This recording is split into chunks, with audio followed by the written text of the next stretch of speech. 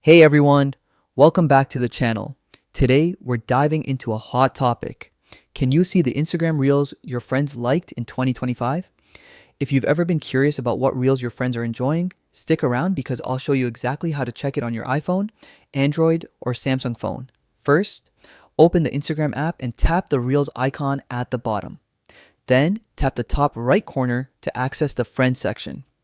Here, you'll see which friends liked which reels. As you scroll, you'll notice different friends and the reels they've interacted with. It's that simple. Now, if you're not seeing this option, don't worry.